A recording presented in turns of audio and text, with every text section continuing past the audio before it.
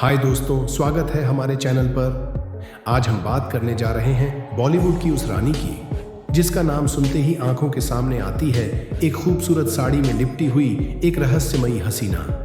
जी हाँ, हम बात कर रहे हैं रेखा की, एक ऐसी अभिनेत्री जिसने अपने अभिनय से लोगों का दिल जीता, अपनी खूबसूरती से दुनिया को दीवाना बनाया और अपने निजी जीवन के रहस्यों से सबको हैरान कर दिया।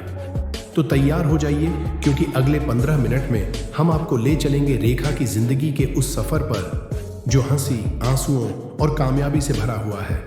चलिए शुरू करते हैं। रेखा का असली नाम है भानुरेखा गणेशन और उनका जन्म हुआ 10 अक्टूबर 1954 को चेन्नई में। उनके पिता थे तमिल सिनेमा के सुपरस्टार जेमिनी गणेशन और मां थी तेलुगु एक्ट्रेस पुष्पा वल्ली। लेकिन दोस्तों, रेखा की जिंदगी की शुरुआत कोई परी कथा नहीं थी। उनके पिता ने कभी उनकी मां से शादी को स्वीकार नहीं किया और रेखा को अपने बचपन में काफी संघर्ष झेलना पड़ा। 13 साल की उम्र में ही उन्हें स्कूल छोड़कर फिल्मों में काम शुरू करना पड़ा ताकि वो अपने परिवार का खर्च उठा सके। उनकी पहली फिल्म थी तेलुगु फिल्म रंगुला रत्नम, जिसमें वो बतौर चाइल्ड आर्टिस्ट नजर आईं। लेकिन बॉलीवुड में उनकी एंट्री हुई 1970 में फिल्म सावन भादों से।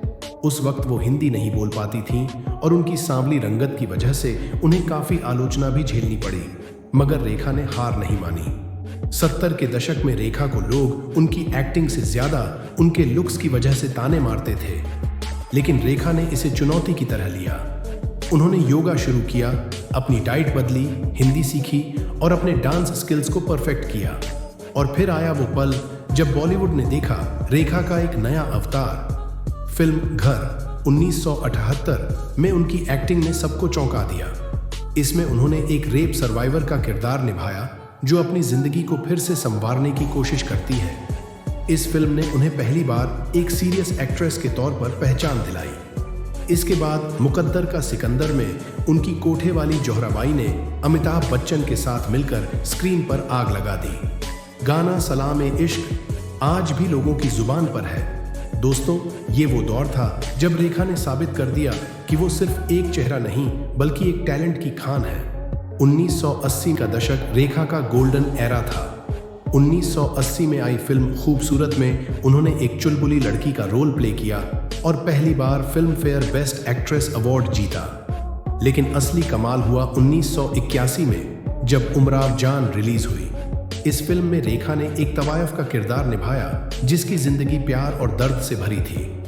उनकी अदायगी, उनका डांस और उनकी उर्दू डायलॉग डिलीवरी ने उन्हें नेशनल अवार्ड दिलाया।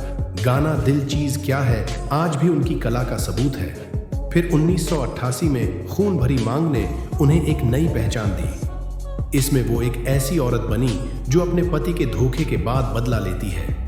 इस फिल्म ने उन्हें दूसरा फिल्म फेयर अवार्ड दिलाया।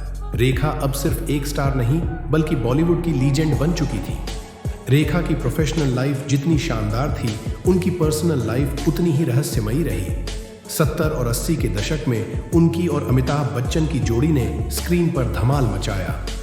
फिल्म सिलसिला में उनका रोल और ऑफ स्क्रीन अफवाहें आज भी चर्चा में रहती हैं। लोग कहते हैं कि रेखा और अमिताभ के बीच कुछ खास था, लेकिन इसकी सच्चाई कभी सामने नहीं आई। 1990 में रेखा ने दिल्ली के बिजनेसमैन मुकेश अग्रवाल से शादी की, लेकिन ये शादी ज्यादा दिन नहीं चली। मुकेश की आत्महत्या के बाद रेखा फिर अकेली हो गई। वो हमेशा कहती हैं कि वो अकेले में खुश हैं, लेकिन उनकी जिंदगी का ये पहलू आज भी एक अनसुलझी पहेली है। रेखा की जिंदगी और करियर का सफर किसी प्रेरणा से कम नहीं है। 2000 के बाद भी उन्होंने फिल्मों में काम किया, जैसे कोई मिल गया में एक दादी का रोल और क्रिश में एक सशक्त किरदार। उनकी खूबसूरती और स्टाइल आज भी लोगों को हैरान करती है। कांजीवरम साड़ी, लाल लिपस्टिक और लंबे बाल, ये उनका सिग्नेचर लुक बन गया है। हाल ही में एक अवार्ड शो में उनकी 20 मिनट की डांस परफॉर्मेंस ने साबित कर दिया कि 70 की उम्र में भी वो जवान एक्ट्रेसेस को टक्कर दे सकती हैं। रेखा ने बॉलीवुड को सिखाया कि खूबसूरती सिर्फ चेहरे से नहीं बल्कि टैलेंट और मेहनत से भी आती है। तो दोस्तों, ये थी रेखा की कहानी, एक ऐसी औरत की जिसने हर मुश्किल को पार किया और बॉलीवुड में अपनी अमिट छाप छोड़ी। उनकी जिंदगी हमें सिखाती है कि मेहनत और हौसले से कुछ भी हासिल किया जा सकता है।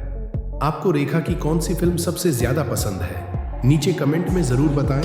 और हाँ, अगर आपको ये वीडियो पसंद आया तो लाइक करें, अपने दोस्तों के साथ शेयर करें और हमारे चैनल को सब्सक्राइब करना न भूलें। अगली बार फिर मिलेंगे एक नई बॉलीवुड कहानी के साथ। तब तक के लिए नमस्ते।